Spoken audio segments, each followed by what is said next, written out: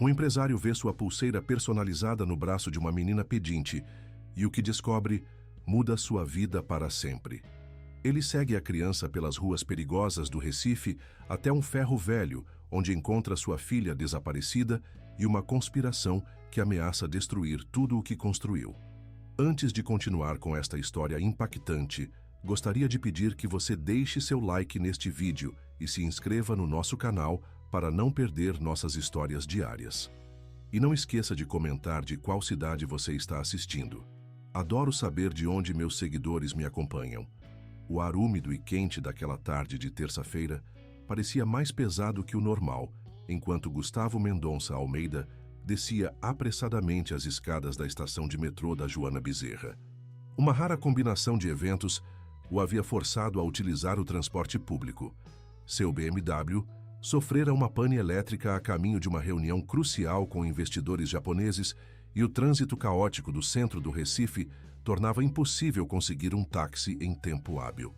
Aos 52 anos, Gustavo mantinha a postura impecável de um homem acostumado a controlar tudo ao seu redor. O terno azul marinho de corte italiano não mostrava uma única ruga, apesar do calor sufocante e da correria. Seu relógio suíço marcava 15h37. Ele ainda tinha tempo para chegar à reunião no horário, se conseguisse entrar no próximo metrô. Atrasos não eram tolerados na Almeida Transportes and Logística, especialmente quando o próprio presidente da empresa era o exemplo vivo da pontualidade. Enquanto aguardava na plataforma lotada, Gustavo checava obsessivamente e-mails em seu smartphone, sua mente já calculando como compensar este pequeno desvio em sua rotina meticulosamente planejada. Foi então que um brilho incomum capturou sua atenção periférica. No início, não conseguiu identificar exatamente o que havia chamado sua atenção. Depois, como se o tempo desacelerasse, seus olhos fixaram-se em uma menina magricela que circulava entre os passageiros pedindo moedas. Não foi a criança em si que o fez sentir como se o chão desaparecesse sob seus pés, mas o objeto que brilhava em seu pulso esquelético. Uma pulseira de ouro rosé com uma pequena cruz cravejada de diamantes e as iniciais entrelaçadas BMA. Aquela pulseira, feita sob encomenda por um joalheiro exclusivo, era o presente que ele havia dado à sua filha Beatriz no último dia das crianças, apenas 2 semanas antes de seu desaparecimento. Impossível, murmurou, sentindo a garganta secar instantaneamente. O metrô chegou, portas se abriram, pessoas se empurraram para entrar e sair, mas Gustavo permaneceu imóvel, como se tivesse criado raízes no concreto da plataforma. A menina se moveu agilmente entre a multidão entrando no vagão. Sem pensar 2 vezes, Gustavo a seguiu, esquecendo completamente a reunião que, até segundos atrás, parecia a coisa mais importante do mundo. Dentro do vagão lotado, manteve os olhos fixos na criança. Ela não deveria ter mais de 10 anos, embora a magreza extrema pudesse fazer parecer ainda menor. Seu cabelo escuro estava preso em um rabo de cavalo desgrenhado, e as roupas, várias numerações maiores que seu corpo franzino, estavam surradas, mas relativamente limpas. O que mais impressionou Gustavo foi o olhar, alerta, inteligente, constantemente avaliando o ambiente ao redor como um pequeno animal selvagem sempre atento a predadores. Na estação seguinte, a menina desceu. Gustavo a seguiu, mantendo uma distância discreta. Ela se movia com a confiança de quem conhecia cada beco e viela da cidade, atravessando a Avenida Dantas Barreto em direção ao mercado de São José. O cheiro forte de peixe fresco se misturava ao aroma doce das frutas tropicais, empilhadas em barracas coloridas, enquanto vendedores ambulantes gritavam ofertas de guarda-chuvas e capas de chuva, antecipando a tempestade que as nuvens carregadas prometiam. Depois de quase 20 minutos, seguindo a garota por ruas cada vez menos movimentadas, Gustavo viu sua oportunidade quando ela parou para beber água em um bebedouro público em uma pequena praça. Aproximou-se cautelosamente, consciente de que poderia assustá-la. "Olá", disse ele, mantendo a voz calma, apesar do coração acelerado. "Essa pulseira que você está usando, posso perguntar onde a conseguiu?" A menina congelou instantaneamente, seus olhos arregalados com medo e desconfiança. Por um momento, Gustavo pensou que ela fugiria, mas algo em sua expressão deve ter comunicado sua angústia genuína. Não roubei, se é isso que está pensando, respondeu defensivamente, cobrindo o pulso com a outra mão. Não estou acusando você. Gustavo tentou tranquilizá-la, abaixando-se para ficar mais próximo de sua altura. É que essa pulseira é idêntica a uma que dei para minha filha. Ela desapareceu há 6 dias. A expressão da menina mudou sutilmente, uma combinação de reconhecimento e hesitação. Ela estudou o rosto de Gustavo por longos segundos, como se avaliasse sua sinceridade. Você é o pai da Bia? Perguntou finalmente, usando o apelido que apenas os mais próximos de Beatriz conheciam. O mundo de Gustavo parou. Você conhece minha filha? Sabe onde ela está? A menina olhou nervosamente ao redor antes de responder. Ela me deu a pulseira para comprar comida e remédios. Está doente, com febre. Por favor. Gustavo lutava para manter a compostura. Me leve até ela. Sou Gustavo Mendonça Almeida, pai dela. Pode verificar. Ele mostrou sua carteira de identidade e uma foto de Beatriz em seu celular. A menina examinou ambos com uma cautela surpreendente para alguém tão jovem. Meu nome é Juliana, disse finalmente. Mas todo mundo me chama de Juju. Sua filha está num lugar não é bom para gente como você. Não importa onde ela esteja, respondeu Gustavo, sentindo as primeiras gotas de chuva caírem sobre eles. Preciso vê-la. Juju pareceu tomar uma decisão. Tá bom, mas tem que vir só você. E tem que prometer que não vai chamar a polícia. Ela tá com muito medo. Prometo, concordou Gustavo imediatamente, enquanto a chuva começava a cair mais forte, transformando as ruas em pequenos riachos lamacentos. Juliana o guiou por um labirinto de ruas estreitas na periferia do Recife, cada vez mais distantes das áreas turísticas e comerciais. O contraste social se tornava mais evidente a cada quadra. Os prédios modernos davam lugar a construções precárias, o asfalto se transformava em terra batida e as lojas elegantes eram substituídas por pequenos comércios improvisados. Após quase 1 hora de caminhada sob chuva torrencial, chegaram a um ferro velho cercado por um muro alto coberto de arame farpado. Um portão enferrujado exibia uma placa desbotada. Ferro Velho Rachid Filhos. É aqui, disse Juju digitando um código em um cadeado surpreendentemente moderno na porta lateral. O seu Samir deixa eu ficar. Trouxe a Bia para cá quando encontrei ela. O interior do ferro velho era um labirinto de carros desmontados, eletrodomésticos descartados e pilhas de metal enferrujado. Juliana guiou Gustavo até um pequeno escritório improvisado nos fundos do terreno. Antes de entrar, ela se virou para ele. Ela está muito assustada. Não fala alto e não faz movimentos bruscos. Gustavo assentiu, sentindo um nó na garganta. Quando a porta se abriu, ele viu um homem de meia idade com barba grisalha que se levantou defensivamente. Juju, quem é esse homem? Perguntou em português com forte sotaque. É o pai da Bia, seu Samir. Mostrou o documento e tudo. O homem estudou Gustavo com cautela, antes de apontar para um colchão no canto da sala, onde uma figura pequena estava enrolada em cobertores. Beatriz? Chamou Gustavo suavemente, aproximando-se com o coração martelando no peito. A menina se virou lentamente. Seu rosto, normalmente radiante e cheio de vida, estava pálido e abatido. Os olhos, tão parecidos com os de Clara, sua falecida esposa, estavam opacos e assustados. Por um momento terrível, ela não demonstrou reconhecê-lo. Papai! Sussurrou finalmente, como se temesse que ele fosse uma alucinação. Sou eu, princesa. Gustavo caiu de joelhos ao lado do colchão, lágrimas misturando-se à água da chuva que ainda escorria de seu rosto. Estou aqui. Vim te buscar. Beatriz o encarou por longos segundos antes de estender a mão trêmula para tocar seu rosto, como se precisasse confirmar que ele era real. Então, com um soluço quebrado, jogou-se em seus braços. Ele disse que você tinha mandado ele me buscar, murmurou entre lágrimas. Disse que era surpresa, que você estava esperando. Shhh, está tudo bem agora. Gustavo a abraçou com força, sentindo o corpo frágil da filha tremer contra o seu. Você está segura. Vou te levar para casa. Enquanto segurava sua filha nos braços pela primeira vez em 6 dias de agonia, Gustavo olhou para Juliana, que observava a cena com uma mistura de alívio e melancolia.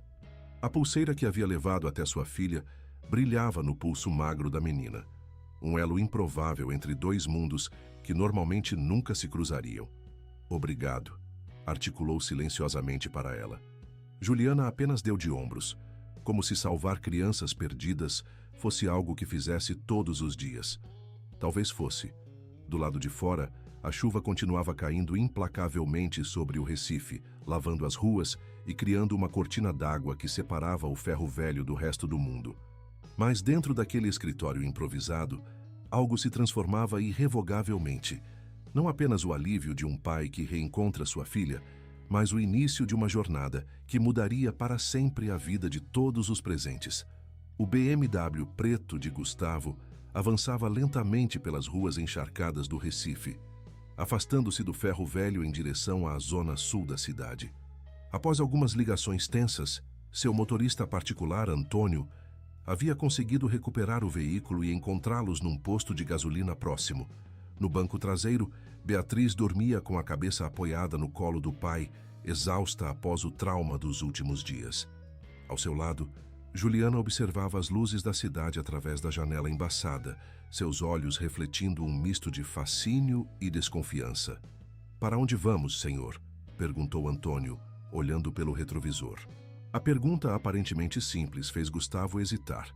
Seu instinto dizia para levar Beatriz imediatamente a um hospital, mas as palavras sussurradas de sua filha ecoavam em sua mente. "Ele tem amigos em todo lugar, médicos, policiais. Disse que ninguém acreditaria em mim." "Para casa, Antônio", decidiu finalmente. "Vou chamar o doutor Miranda para examiná-la em particular." Durante o trajeto para a mansão no exclusivo bairro de Boa Viagem, Gustavo não conseguia parar de olhar para Beatriz, como se temesse que ela pudesse desaparecer novamente se desviasse o olhar por muito tempo. Ocasionalmente, seu olhar encontrava o de Juliana, que o observava com uma intensidade desconcertante. "Você também vem conosco", disse ele, surpreendendo-se com a firmeza em sua própria voz. "Pelo menos até descobrirmos onde vivem seus pais ou responsáveis." Juliana desviou o olhar, voltando a contemplar a paisagem urbana. "Não tenho pais", respondeu simplesmente. "Minha mãe morreu faz 2 anos. Nunca conheci meu pai." "E outros parentes? Avós, tios?" "Tinha minha avó, mas ela também se foi", disse Juliana, ainda sem olhar diretamente para ele. "Morávamos juntas num quartinho alugado em Água Fria. Depois que ela partiu, a dona da pensão me mandou embora. Desde então me viro sozinha." Havia uma dignidade na maneira como a menina relatava sua história, sem autocomiseração, apenas constatando fatos. Isso tocou Gustavo de uma forma que ele não esperava. "Quantos anos você tem, Juliana?" 10. Faço 11 em dezembro. 10 anos, sozinha nas ruas. A realidade daquilo o atingiu como um soco no estômago. Durante todo o tempo em que construía seu império empresarial, crianças como Juliana lutavam diariamente apenas para sobreviver a poucos quilômetros de seu escritório climatizado. Quando o carro finalmente cruzou os portões da mansão Mendonça Almeida, uma imponente construção contemporânea com vista para o mar, a expressão de Juliana mudou sutilmente. Não era exatamente espanto, mas uma curiosidade contida, como se estivesse catalogando mentalmente cada detalhe. Na entrada principal, foram recebidos por Idalina Santos, a governanta que trabalhava para a família há mais de 15 anos. Ao ver Beatriz nos braços de Gustavo, a mulher baiana de 50 e poucos anos levou as mãos ao rosto, lágrimas brotando instantaneamente. "Meu Deus do céu, minha menina voltou!" exclamou fazendo o sinal da cruz. "Louvado seja Oxalá e todos os santos." "Idalina, prepare o quarto de Beatriz e chame o doutor Miranda imediatamente", instruiu Gustavo enquanto entrava. "Diga que é uma emergência e que seja discreto." Só então a governanta pareceu notar a presença de Juliana, que permanecia na soleira da porta, claramente desconfortável com a ideia de entrar. "E quem é essa criança, senhor?" perguntou, seu olhar avaliando a menina de cima a baixo. "Esta é Juliana. Ela encontrou e cuidou de Beatriz. Vai ficar conosco por um tempo." Diferente da reação que Gustavo esperava, Idalina não demonstrou surpresa ou desaprovação. Em vez disso, Aproximou-se de Juliana com um sorriso caloroso. Venha, menina. Vou preparar um banho quente para você também. Deve estar com fome, não é? Tem o bolo de fubá fresquinho na cozinha. O rosto desconfiado de Juliana se suavizou um pouco ante a genuína bondade da mulher mais velha. Com uma última olhada para Beatriz, ainda adormecida nos braços de Gustavo, ela seguiu Idalina para dentro da casa. Enquanto subia as escadas em direção ao quarto de Beatriz, Gustavo ouviu o som de saltos apressados no mármore do hall de entrada. Sua irmã, Regina Mendonça, neuropsiquiatra renomada agora aposentada, apareceu no patamar, seu rosto uma mistura de choque e alívio. Gustavo, é verdade? Antônio ligou dizendo que você encontrou Beatriz? Sim, confirmou ele, continuando a subir. Vou colocá-la na cama agora. Está exausta e possivelmente desidratada. Já chamei o Miranda. Regina o seguiu até o quarto, observando a sobrinha com olhos clínicos. Onde ela estava? Quem a manteve? Você chamou a polícia? Ainda não sei todos os detalhes, respondeu Gustavo, depositando gentilmente Beatriz na cama king size com dossel. E não chamei a polícia. Pelo menos não ainda. O quê? Por que não? Regina parecia genuinamente confusa. Isso é um crime sério, Gustavo. Quem quer que tenha sequestrado Beatriz precisa ser preso imediatamente. Beatriz está apavorada, Regina. Ela acredita que o sequestrador tem contatos na polícia. Não quero traumatizá-la ainda mais até entender exatamente o que aconteceu. Regina abriu a boca para protestar, mas foi interrompida pela chegada do doutor. Miranda, um homem corpulento de meia idade, que havia sido o médico da família desde o nascimento de Beatriz. Onde está minha paciente? Perguntou ele, colocando sua maleta na mesa de cabeceira. Então, vendo Beatriz, seu rosto profissional se suavizou. Graças a Deus todos estávamos tão preocupados. Vou deixá-los a sós para o exame, disse Gustavo. Regina, você poderia ficar com Beatriz enquanto converso com o doutor depois? No corredor, Gustavo encontrou Idalina saindo de um dos quartos de hóspedes. A pequena está tomando banho, informou ela. Pobrezinha, tem calos nas mãos de tanto trabalho e tão magrinha que dá dó. Separei algumas roupas da Beatriz que devem servir nela. Obrigado, Idalina. Não sei o que faríamos sem você. A governanta hesitou, como se quisesse dizer algo mais. Fale, Idalina. O que foi? A menina... Juliana. Ela me perguntou se podia dormir no chão da cozinha. Disse que não consegue dormir em camas macias, que está acostumada com o barulho dos carros e da geladeira. Achei estranho, mas... Deixe-a ficar onde se sentir mais confortável por enquanto, respondeu Gustavo. Ela passou por muita coisa também. Quando o Dr. Miranda saiu do quarto de Beatriz 1 hora depois, seu diagnóstico foi cautelosamente positivo. Fisicamente, ela está desidratada, com leve desnutrição e alguns hematomas superficiais. Nada que boa alimentação e descanso não resolvam em poucos dias. Psicologicamente, ele hesitou. É outra história. Ela apresenta claros sinais de trauma. Recusa-se a falar sobre o que aconteceu. Tem medo de ficar sozinha e só aceita comer alimentos que vê sendo abertos na sua frente. Ela vai ficar bem? A voz de Gustavo traía sua ansiedade. Com o tempo, terapia e muito apoio, sim. Mas não espere uma recuperação rápida. Trauma psicológico é complicado, especialmente em crianças. Depois que o médico saiu, Gustavo entrou novamente no quarto de Beatriz. Regina estava sentada ao lado da cama, segurando a mão da sobrinha adormecida. O que aconteceu com a outra criança? Perguntou ela em voz baixa. Aqui Idalina mencionou. Juliana. Ela encontrou Beatriz abandonada em um container e cuidou dela por dias. Está hospedada conosco por enquanto. Regina franziu o senho. Gustavo, sei que você está grato, mas trazer uma menina de rua para sua casa? Já pensou nas implicações legais? Nos riscos? Que riscos? Perguntou ele, irritado com a insinuação. Ela salvou minha filha, Regina. Você não sabe nada sobre ela. E se estiver envolvida de alguma forma? E se for parte de algum esquema? Além disso, o que seus amigos vão pensar? A imprensa? Empresário acolhe menina de rua. Consegue imaginar os comentários maldosos? Gustavo olhou para sua irmã como se a visse sob uma nova luz. Não me importo com o que vão pensar, e sugiro que você também não se importe. Agora, se me der licença, preciso ver como Juliana está se adaptando. No quarto de hóspedes encontrou a cama intacta.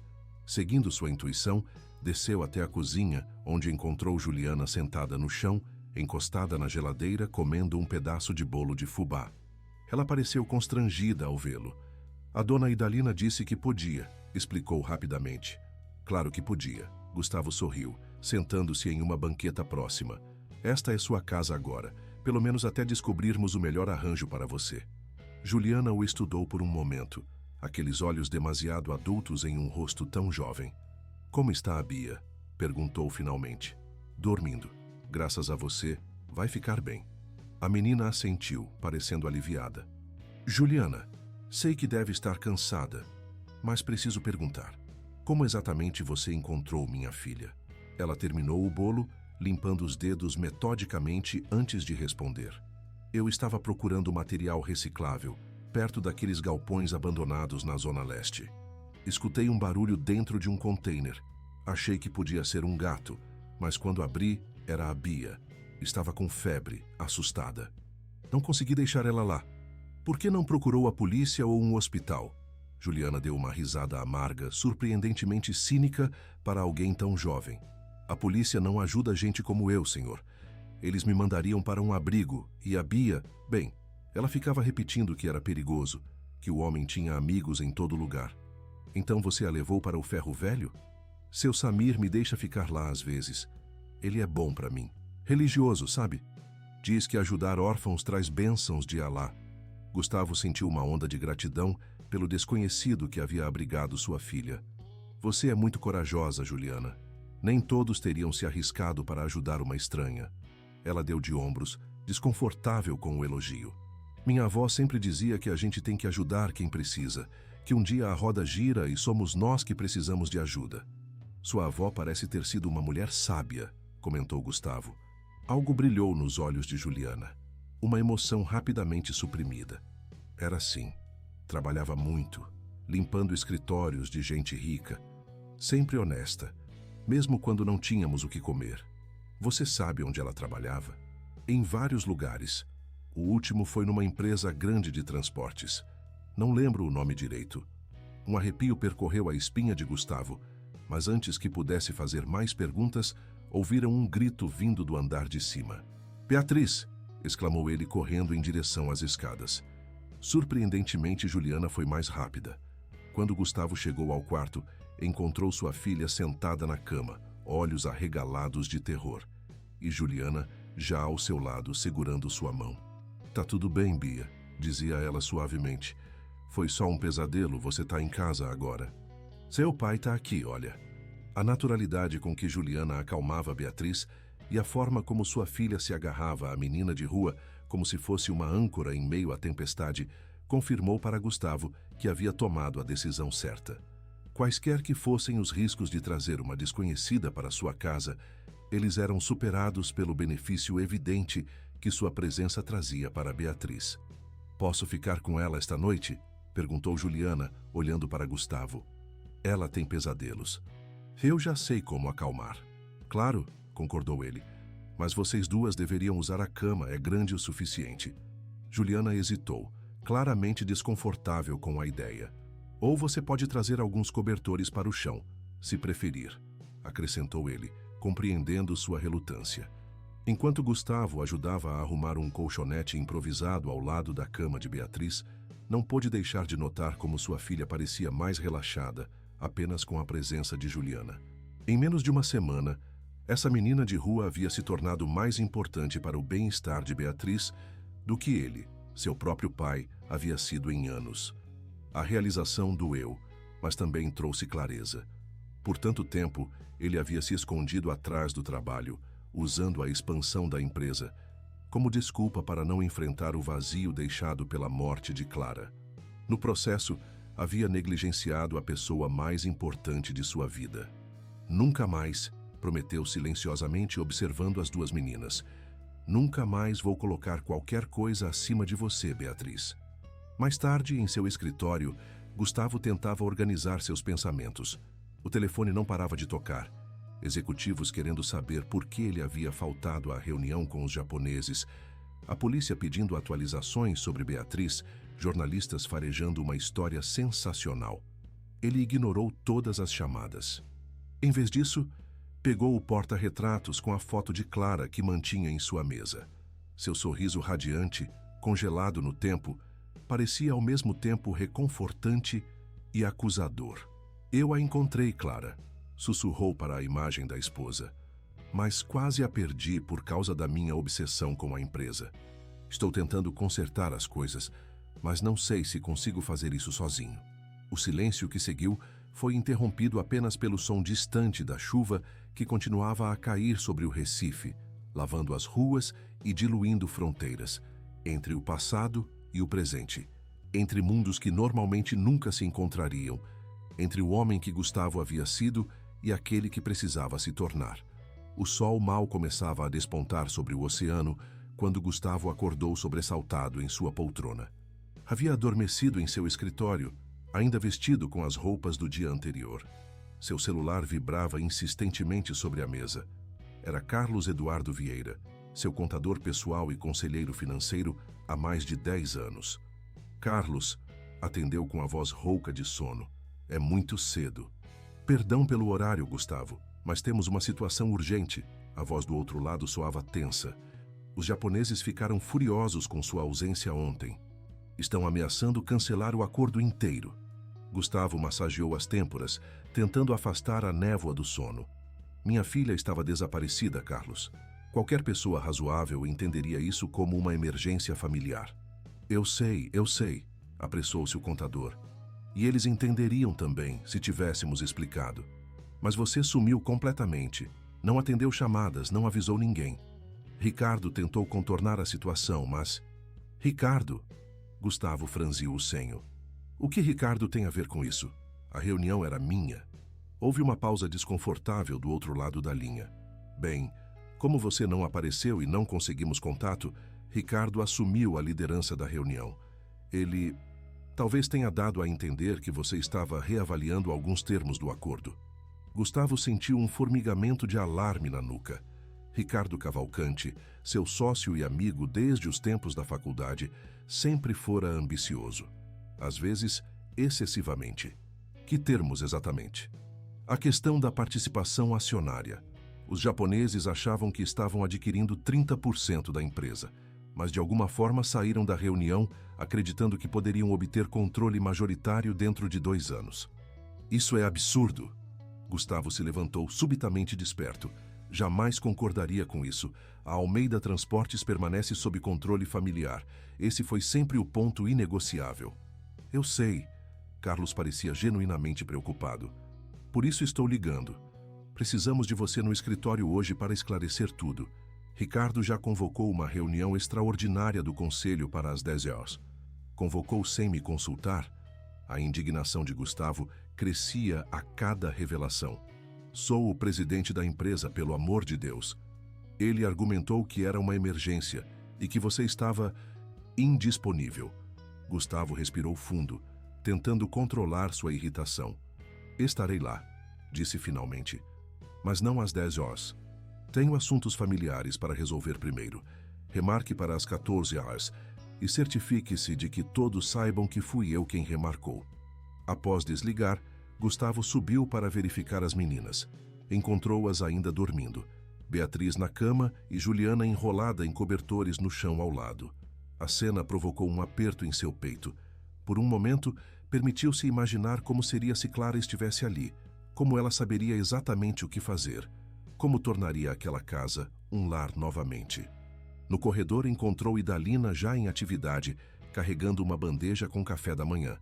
Bom dia, senhor, cumprimentou ela. Achei que as meninas poderiam querer comer algo quando acordassem. Obrigado, Idalina. Você poderia ficar de olho nelas hoje? Preciso ir ao escritório resolver uma situação, mas não quero deixá-las sozinhas no primeiro dia. Claro, senhor. Não se preocupe. Vou cuidar bem delas. Enquanto tomava banho e se arrumava, Gustavo não conseguia parar de pensar na atitude de Ricardo. Era estranho, mais do que estranho, era completamente fora do comum, que seu sócio tomasse decisões tão importantes sem consultá-lo, especialmente sabendo da situação delicada com Beatriz. Em seu closet, enquanto abotoava uma camisa fresca, notou algo incomum. A pequena caixa forte embutida na parede, onde guardava documentos importantes e algumas joias de família, estava ligeiramente desalinhada. Tinha certeza de tê-la fechado corretamente da última vez que a usara. Digitou a combinação e abriu a porta. À primeira vista, tudo parecia em ordem. Os documentos estavam lá, assim como o relógio vintage de seu pai e os brincos de diamantes que havia comprado para Beatriz usar no futuro. Mas então percebeu. O colar de pérolas de Clara, uma herança de família que ela adorava, não estava ali. Nem tampouco o broche de safiras que havia pertencido à sua avó. Não eram as peças mais valiosas, mas tinham significado sentimental. Quem quer que as tivesse levado conhecia a casa e sabia onde procurar, mas não estava atrás de um grande roubo. Caso contrário, teria levado os diamantes também. Desceu as escadas pensativo, encontrando Regina na sala de estar, já impecavelmente vestida e maquiada apesar do horário. "Você ainda está aqui?" perguntou surpreso. Sua irmã raramente passava a noite em sua casa. "Claro que estou. Minha sobrinha acabou de retornar após um sequestro traumático. Onde mais eu estaria?" Ela o avaliou com um olhar crítico. "Você vai sair? Hoje? Tenho uma reunião importante na empresa. Ricardo está tentando alterar termos fundamentais do acordo com os japoneses." Regina fez um som de desaprovação. "Negócios, sempre negócios, não é, Gustavo? Sua filha acaba de passar por um trauma horrível e você já está correndo de volta para o escritório." "Não é assim", defendeu-se ele, sentindo a familiar pontada de culpa. "Se não resolver isso agora, posso perder o controle da empresa. Da empresa que construí para deixar para Beatriz um dia. E se você continuar assim, poderá ter uma empresa para deixar, mas não terá uma filha para recebê-la", rebateu Regina com frieza. "De qualquer forma, não se preocupe. Ficarei aqui com as meninas. Embora ainda ache um absurdo você manter aquela criança de rua na sua casa. O nome dela é Juliana", corrigiu Gustavo irritado, "e ela salvou a vida de Beatriz." "Ou isso é o que ela diz", murmurou Regina. "Não acho coincidência que uma menina de rua encontre sua filha e a salve justo quando você está prestes a fechar o maior negócio da história da empresa." Gustavo encarou a irmã, incrédulo. "Está sugerindo que uma criança de 10 anos planejou tudo isso? Que é parte de uma conspiração?" Regina deu de ombros. "Só estou dizendo que existem pessoas que manipulam crianças, usam-nas como peões. Você não sabe nada sobre o passado desta menina." "Na verdade, sei algumas coisas", respondeu Gustavo, lembrando-se da conversa na cozinha. "A avó dela trabalhava limpando escritórios, possivelmente na minha empresa, inclusive." Algo indefinível passou pelo rosto de Regina. Surpresa? Preocupação? Antes que ela recompusesse sua expressão neutra. Mais um motivo para investigar. E se houver algum ressentimento? Alguma vingança em jogo? "Você está sendo paranoica", concluiu Gustavo pegando suas chaves. "Fique de olho nas meninas, mas tente não assustar Juliana com suas teorias conspiratórias, por favor." No caminho para o escritório, Gustavo não conseguia parar de pensar nas palavras de Regina. Era absurdo imaginar Juliana como parte de um plano elaborado. A menina claramente havia vivido nas ruas, seus calos e sua desnutrição eram evidência suficiente disso. Mas e se ela estivesse sendo manipulada por alguém? E se o desaparecimento de Beatriz não fosse um sequestro comum, mas algo mais sinistro, conectado à sua empresa? A sede da Almeida Transportes & Logística ocupava um edifício moderno de 15 andares no centro empresarial do Recife. Como presidente e acionista majoritário, Gustavo tinha seu escritório no último andar, com vista panorâmica para o rio e o oceano além dele. Ao entrar no prédio, notou imediatamente algo estranho. O segurança habitual, Josias, que trabalhava na recepção há anos, não estava em seu posto. Em seu lugar, estava um homem mais jovem que Gustavo nunca tinha visto antes. "Bom dia", cumprimentou, parando no balcão da recepção. "Sou Gustavo Mendonça Almeida. Onde está Josias?" O jovem segurança pareceu momentaneamente desconcertado. "Bom dia, senhor Almeida." Josias pediu licença por motivos pessoais. "Sou Paulo. Estou cobrindo o turno dele. Algo na explicação soou falso, mas Gustavo não tinha tempo para investigar. Dirigiu-se aos elevadores, notando como vários funcionários o olhavam com expressões que variavam da surpresa à pena. Claramente, notícias sobre o desaparecimento e retorno de Beatriz já haviam se espalhado. Em seu andar, sua secretária, Márcia, levantou-se imediatamente ao vê-lo. Senhor Almeida, não esperávamos vê-lo hoje. Como está Beatriz? Ela está em casa, se recuperando, respondeu ele brevemente. A reunião do conselho foi remarcada para as 14 horas, correto? Márcia pareceu confusa. Não recebi nenhum comunicado sobre isso. Pelo que sei, a reunião começa em... Ela consultou o relógio. 20 minutos. Gustavo sentiu a irritação crescer. Ligue para Carlos Eduardo e diga que quero vê-lo no meu escritório imediatamente. Enquanto aguardava, Gustavo verificou seus e-mails. Havia dezenas deles, a maioria expressando preocupação sobre Beatriz ou questionando sua ausência na reunião do dia anterior. Mas o que chamou sua atenção foi uma mensagem de data anterior ao desaparecimento de Beatriz.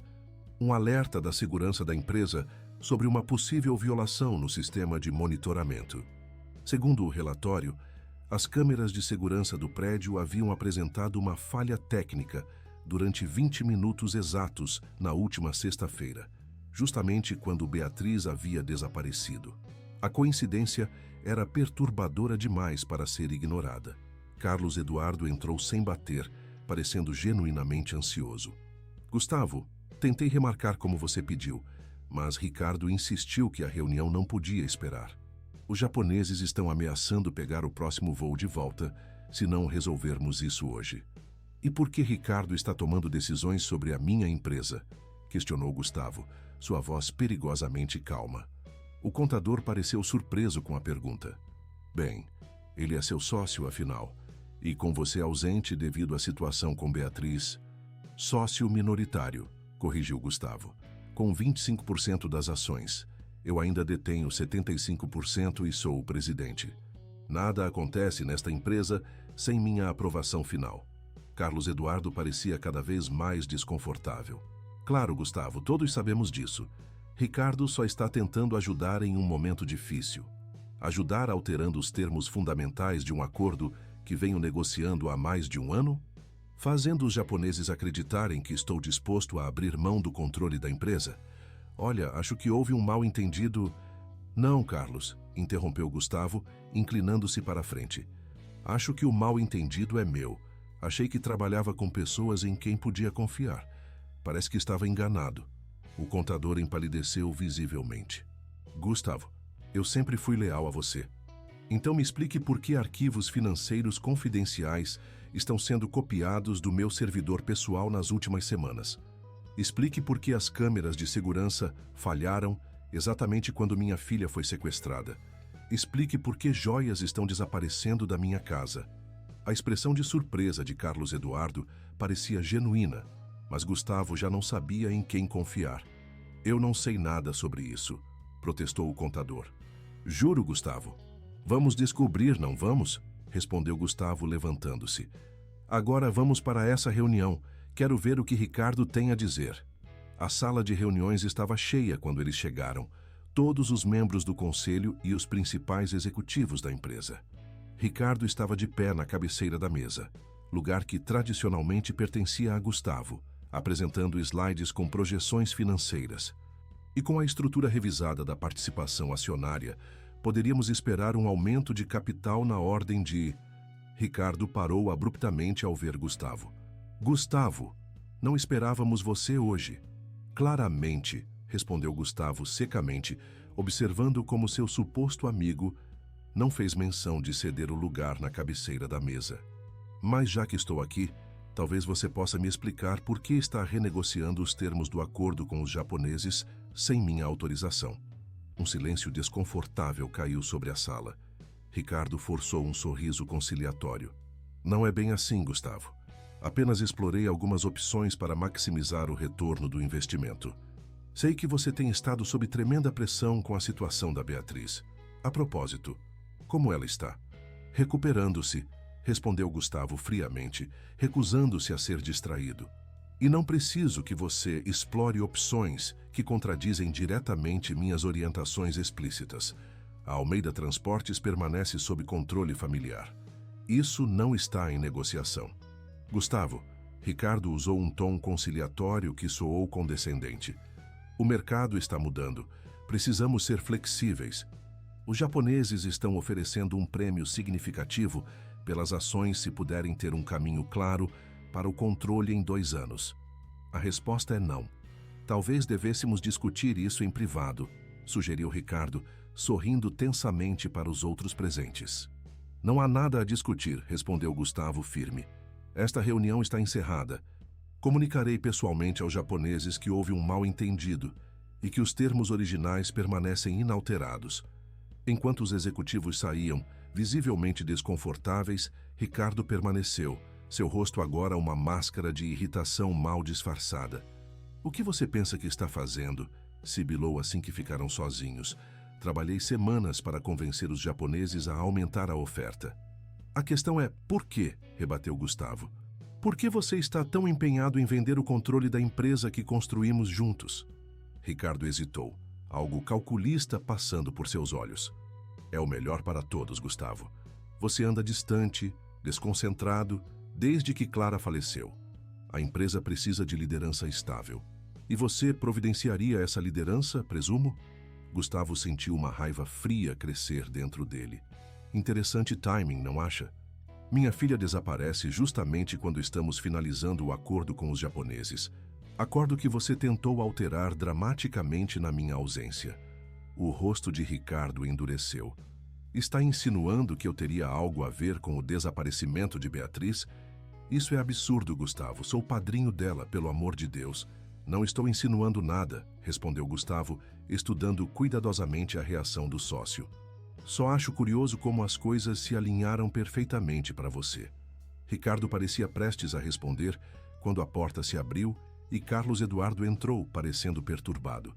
Desculpem interromper, mas achei que deveriam saber. Josias, o segurança da recepção, não pediu licença. Ele foi demitido ontem, aparentemente por violação de protocolo de segurança. A ordem veio do Departamento de Recursos Humanos assinada por você, Ricardo. Os 2 homens se encararam. Ricardo visivelmente tenso, Gustavo com uma crescente certeza de que algo muito mais sinistro do que uma simples disputa empresarial estava acontecendo. Por que você demitiria um segurança sem me consultar, Ricardo? Ele estava violando protocolos, como Carlos disse. Foi uma decisão rotineira de RH. Que protocolo exatamente? Ricardo desviou o olhar. Teria que verificar os relatórios. Gustavo deu um passo em direção à porta. Faça isso. E enquanto verifica, também explique por que as câmeras de segurança falharam exatamente quando minha filha desapareceu. E por que nosso sistema de TI registrou acessos não autorizados aos meus arquivos pessoais. Gustavo, você está sendo paranoico. Ricardo tentou sorrir, mas o efeito foi mais uma careta. A pressão dos últimos dias está afetando seu julgamento. Talvez, concedeu Gustavo. Ou talvez eu esteja finalmente começando a enxergar as coisas como realmente são. No caminho de volta para casa, Gustavo não conseguia afastar a sensação de que algo muito maior do que uma disputa empresarial estava em jogo. As coincidências eram muitas para serem ignoradas.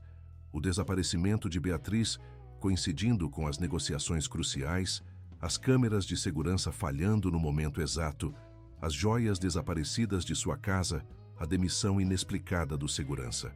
E agora, a conexão potencial com a avó de Juliana, uma ex-funcionária que possivelmente trabalhara na Almeida Transportes.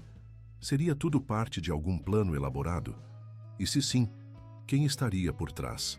Ricardo era o suspeito óbvio, mas algo lhe dizia que a conspiração poderia ser ainda mais ampla. Ao chegar em casa, encontrou a sala estranhamente silenciosa. Normalmente, Idalina estaria na cozinha a essa hora, preparando o almoço. Idalina, chamou, sentindo um arrepio de apreensão. Regina! Meninas! Não houve resposta. Subiu as escadas rapidamente, o coração acelerando a cada degrau. O quarto de Beatriz estava vazio, assim como o quarto de hóspedes onde Juliana deveria estar. Beatriz! Chamou mais alto, o pânico começando a se instalar. Juliana! Um barulho vindo do andar de baixo chamou sua atenção. Desceu correndo as escadas, seguindo o som até a cozinha. Lá, para seu imenso alívio, encontrou Idalina, Beatriz e Juliana sentadas à mesa, comendo sanduíches. Graças a Deus, suspirou ele. Por que ninguém respondeu quando chamei? Desculpe, senhor, respondeu Idalina. Estávamos ouvindo música. As meninas estavam ensinando essa velha a usar o Spotify. Ela sorriu, apontando para o pequeno alto-falante na bancada. Beatriz sorriu timidamente para o pai. O primeiro sorriso genuíno desde seu retorno. Juju gosta das mesmas músicas que eu, pai. Gustavo sentiu um nó na garganta ao ver sua filha sorrindo novamente. Isso é ótimo, princesa. Olhando ao redor, perguntou. Onde está Regina? A doutora saiu há mais ou menos 1 hora, informou Idalina. Disse que tinha consultas importantes que não podia cancelar. Típico de Regina, pensou Gustavo. Mesmo em uma crise familiar, o trabalho vinha primeiro. A ironia de que ele mesmo havia saído para resolver questões da empresa não lhe escapou. Como foi no escritório, senhor? Perguntou Idalina, servindo-lhe um copo de suco. Complicado, respondeu ele vagamente, não querendo discutir problemas empresariais na frente das meninas. Idalina, você se lembra de uma funcionária da limpeza chamada Conceição da Silva? Teria trabalhado na empresa há uns 5 ou 6 anos. A governanta franziu o senho pensativa. Conceição, espere, seria uma senhora magrinha de óculos, cabelo grisalho sempre preso num coque? Juliana, que até então comia em silêncio, levantou a cabeça abruptamente. Essa era minha avó. A senhora conheceu ela? Sim, querida, confirmou Idalina. Ela trabalhava na empresa do senhor Gustavo. Lembro dela porque às vezes trocávamos receitas quando ela vinha aqui com a equipe de limpeza para eventos especiais. Gustavo sentiu uma onda de choque. Então era verdade. A avó de Juliana realmente havia trabalhado para ele. E não apenas na empresa, mas ocasionalmente em sua própria casa. Ela era uma boa pessoa, continuou Idalina. Muito honesta e trabalhadora. Sempre falava da netinha com orgulho. Deve ser você, não é? Juliana assentiu, seus olhos brilhando com lágrimas contidas. Ela falava muito do trabalho. Dizia que limpava o escritório de gente importante. Você sabe por que ela deixou de trabalhar para nós? Perguntou Gustavo gentilmente. A expressão de Juliana escureceu. Ela ficou doente. Faltou alguns dias. Quando voltou, disseram que ela não trabalhava mais lá. Idalina fez um som de desaprovação. Que injustiça. Ela era tão dedicada. Houve algo mais, continuou Juliana hesitante. Ela disse que viu algo que não devia. Papéis importantes, números que não batiam. Ela contou para alguém e logo depois foi mandada embora. Gustavo sentiu um arrepio percorrer sua espinha. Se Conceição havia descoberto irregularidades financeiras e reportado isso, poderia explicar seu desligamento repentino. E se essas irregularidades estivessem conectadas aos recentes acontecimentos? A tentativa de Ricardo de assumir o controle da empresa? Juliana, disse ele cuidadosamente, sua avó mencionou para quem ela reportou o que viu? A menina franziu o senho, tentando lembrar. Acho que foi para uma médica. Alguém importante na empresa, que ela achava que ia ajudar. Uma médica? A única médica com posição de autoridade na Almeida Transportes era... Regina, murmurou Gustavo, sentindo um frio no estômago. Sua própria irmã era membro do conselho fiscal da empresa, responsável por supervisionar as auditorias internas. Beatriz, que havia permanecido silenciosa, de repente falou. Tia Regina conhecia o homem. Todos os olhares se voltaram para ela. Que homem, princesa? Perguntou Gustavo, tentando manter a voz calma, apesar do alarme que crescia dentro dele. O homem que me levou, respondeu ela em voz baixa. Eu o vi conversando com tia Regina uma vez, na sua festa de aniversário.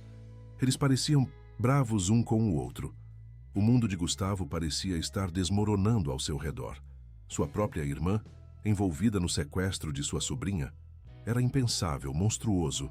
E ainda assim, as peças começavam a se encaixar de uma maneira perturbadora.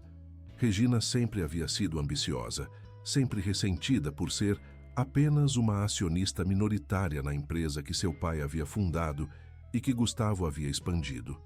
Seu estranho comportamento desde o retorno de Beatriz, sua insistência para que Juliana fosse mandada embora. Poderia tudo isso ser parte de um plano maior? O telefone tocou, interrompendo seus pensamentos sombrios. Era Carlos Eduardo novamente. Gustavo, precisamos conversar, disse o contador, sua voz urgente. Descobri algo sobre os arquivos financeiros que foram acessados. Não é seguro falar por telefone. Posso ir até sua casa? Claro, concordou Gustavo. Quanto tempo você leva para chegar? Estou a caminho, 20 minutos no máximo. Após desligar, Gustavo encarou as meninas e Idalina, uma decisão tomando forma em sua mente. Idalina, preciso que você leve as meninas para o sítio em Gravatá, disse ele, referindo-se à sua propriedade rural a cerca de 80 quilômetros do Recife.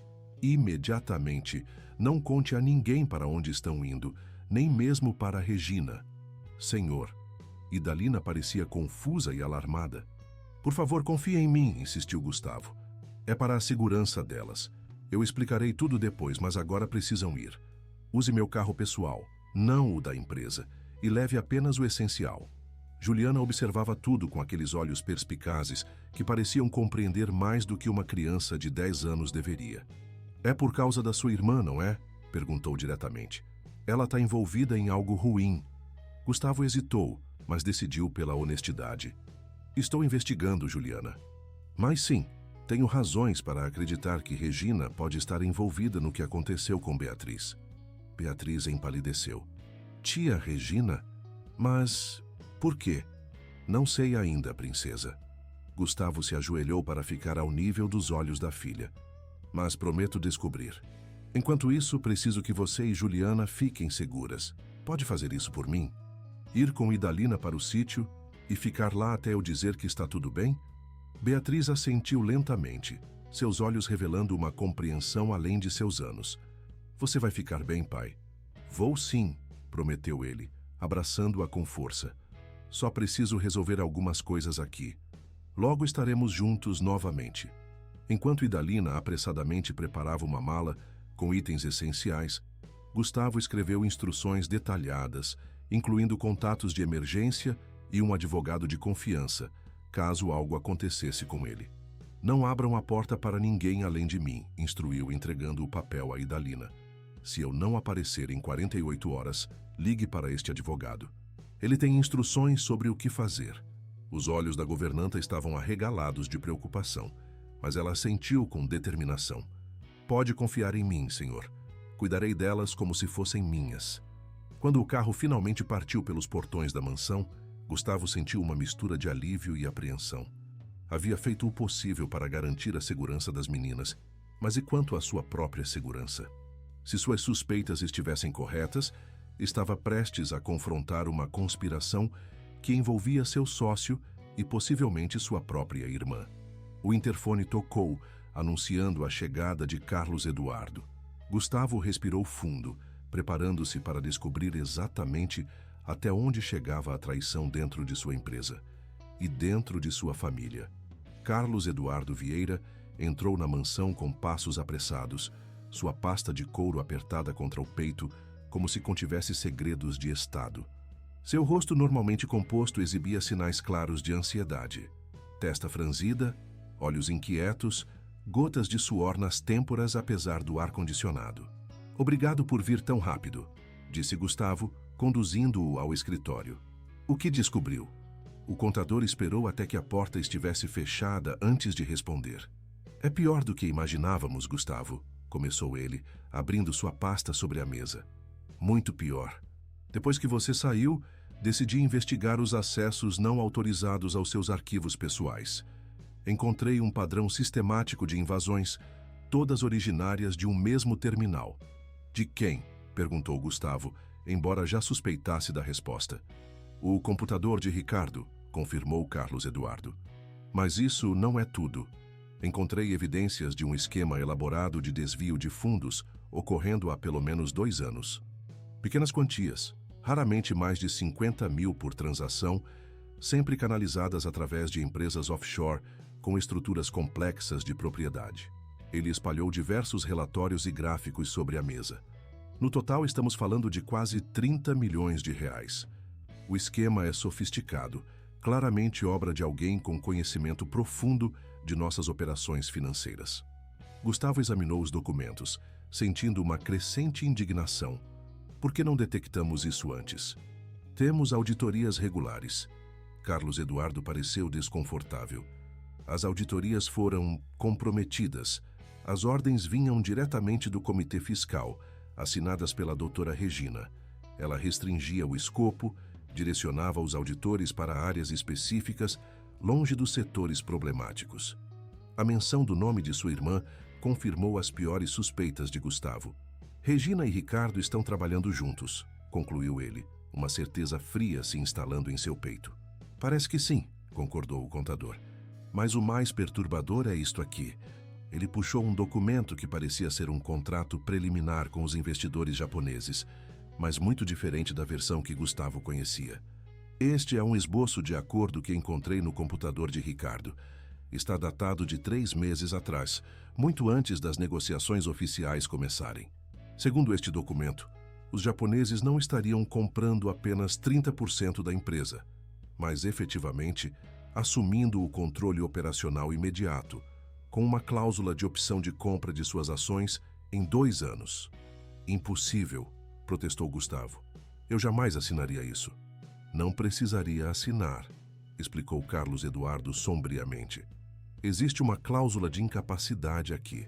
Se você fosse considerado mentalmente incapaz de administrar seus negócios, o controle passaria automaticamente para Ricardo como próximo acionista majoritário. Gustavo sentiu um calafrio percorrer sua espinha. E como exatamente eu seria declarado incapaz? Trauma psicológico severo seria suficiente, respondeu o contador. Como, por exemplo, o sequestro e possível morte de sua única filha. A peça final do quebra-cabeça se encaixou com um clique quase audível na mente de Gustavo. Eles nunca pretenderam pedir resgate, murmurou horrorizado com a realização. O plano era que Beatriz nunca fosse encontrada, que eu entrasse em colapso emocional, incapaz de gerir a empresa. E Regina, como médica, facilmente atestaria sua incapacidade, completou Carlos Eduardo. Com você fora do caminho, Ricardo assumiria o controle e executaria o acordo com os japoneses, garantindo para si uma comissão substancial e provavelmente um cargo de destaque na nova estrutura corporativa. Gustavo sentiu uma onda de náusea. Minha própria irmã, disposta a sacrificar a própria sobrinha. Tem mais, continuou Carlos Eduardo, sua voz agora quase um sussurro. Encontrei arquivos médicos de Clara em um drive criptografado no computador de Regina. Segundo estes documentos, sua esposa não morreu de complicações naturais. Ela estava sendo medicada incorretamente, com substâncias que agravaram sua condição. O mundo pareceu parar. Gustavo encarou o contador, incapaz de processar completamente o que acabara de ouvir. Está dizendo que Clara foi... Não posso provar nada, apressou-se Carlos Eduardo. Mas os documentos mostram que ela havia descoberto irregularidades financeiras na empresa pouco antes de adoecer. Havia notas dela, perguntas sobre transações específicas, exatamente as mesmas que estão no centro deste esquema de desvio. Gustavo sentiu o sangue lhe fugir do rosto. Clara sempre fora inteligente, meticulosa, com olho para detalhes. Ela havia trabalhado na empresa antes de Beatriz nascer e mantinha um interesse ativo nas operações, ocasionalmente revisando relatórios financeiros por puro prazer intelectual. Por que você está me mostrando isso agora? Perguntou Gustavo, um pensamento súbito cruzando sua mente. Por que não veio a mim antes, quando descobriu as primeiras irregularidades? Carlos Eduardo baixou os olhos, claramente envergonhado. Eu não sabia o quão profundo isso ia, Gustavo. Ricardo me mantinha na linha com pequenos benefícios, bônus extras, a promessa de uma posição melhor quando a reestruturação acontecesse. Nunca imaginei que envolvia isso. Ele gesticulou para os documentos sobre a mesa. Eu achava que eram apenas manobras financeiras criativas, nada criminoso. E o que mudou? O sequestro de Beatriz, respondeu ele, parecendo genuinamente perturbado. Percebi que eles haviam cruzado uma linha que eu jamais cruzaria. Uma coisa é manipular números em uma planilha, outra completamente diferente é prejudicar uma criança inocente. Gustavo estudou o homem à sua frente, tentando avaliar sua sinceridade. Carlos Eduardo parecia verdadeiramente arrependido, mas ainda assim, como sei que posso confiar em você agora? Como sei que isso não é mais uma parte do plano deles? Não pode saber com certeza, admitiu o contador, mas trouxe isso para você, não é? Estou me incriminando também, revelando minha própria cumplicidade. E mais importante, ele hesitou. Eu gostava muito da Clara. Ela sempre me tratou com respeito, mesmo quando eu era apenas um contador júnior. Se há alguma chance de que sua morte não tenha sido natural, quero que os responsáveis paguem. Antes que Gustavo pudesse responder, seu telefone tocou. Era um número desconhecido. Almeida, atendeu cautelosamente. Senhor Gustavo. A voz do outro lado era de um homem idoso com forte sotaque árabe. Aqui é Samir Rashid, do Ferro Velho. Nós nos conhecemos ontem, quando o senhor encontrou sua filha. Sim, senhor Rashid. Como conseguiu meu número? A pequena Juliana me deixou caso precisasse de algo. Senhor, preciso avisá-lo. Um homem esteve aqui perguntando por ela e por sua filha. Disse que era policial, mas não mostrou identificação. Quando insisti, ele ficou agressivo. Ameaçou fechar meu negócio por irregularidades. Gustavo sentiu o coração acelerar. Como ele era? Alto, bem vestido, cabelo grisalho nas têmporas. Tinha um anel grande de ouro no dedo. Ricardo. A descrição correspondia perfeitamente. Ele disse o que queria com as meninas. Disse que eram testemunhas importantes em uma investigação, que precisava falar com elas urgentemente. Não gostei do jeito dele, senhor. Parecia desesperado. Fez bem em não contar nada, aprovou Gustavo. As meninas estão seguras. Se ele voltar, não diga onde estão. Mas tente detê-lo com alguma conversa e me ligue imediatamente. Após desligar, Gustavo compartilhou o conteúdo da ligação com Carlos Eduardo. Ricardo está procurando Beatriz e Juliana, concluiu. Provavelmente percebeu que seu plano está desmoronando e está tentando controlar os danos. O que vai fazer? Perguntou o contador. Primeiro, garantir que esse material, Gustavo apontou para os documentos, chegue às autoridades corretas. Não à polícia local, que pode ter contatos de Ricardo, mas à Polícia Federal e ao Ministério Público. Você pode cuidar disso? Carlos Eduardo assentiu determinadamente. Imediatamente. Tenho um amigo de faculdade que é procurador federal. Posso confiar nele. Ótimo. Enquanto isso, preciso verificar uma coisa. Gustavo subiu rapidamente ao quarto que Regina usava quando se hospedava em sua casa. Normalmente, respeitaria a privacidade da irmã, mas as circunstâncias não eram normais. Se ela estava envolvida na conspiração, poderia haver evidências em seus pertences. O quarto estava meticulosamente arrumado, como tudo o que Regina fazia. Gustavo começou a procurar sistematicamente, verificando gavetas, armários, até mesmo sob o colchão. Estava prestes a desistir quando notou algo. Um dos painéis do assoalho de madeira parecia ligeiramente desalinhado. Ajoelhando-se, ele puxou o painel, revelando um pequeno compartimento escondido. Dentro, encontrou uma caixa de metal trancada. Usando uma chave de fenda do kit de ferramentas que mantinha no banheiro, forçou a fechadura. O conteúdo fez seu sangue gelar. As joias desaparecidas de Clara, incluindo o colar de pérolas e o broche de safiras, uma pasta com cópias de documentos financeiros da empresa, muitos com anotações na letra de Clara, e o mais perturbador, um pequeno frasco de comprimidos sem rótulo. Gustavo pegou o celular e fotografou tudo, enviando as imagens para Carlos Eduardo, com instruções para incluí-las no material para as autoridades. Então, com cuidado, recolocou tudo exatamente como havia encontrado e fechou o compartimento secreto. Descendo as escadas, foi surpreendido pelo som da porta da frente se abrindo.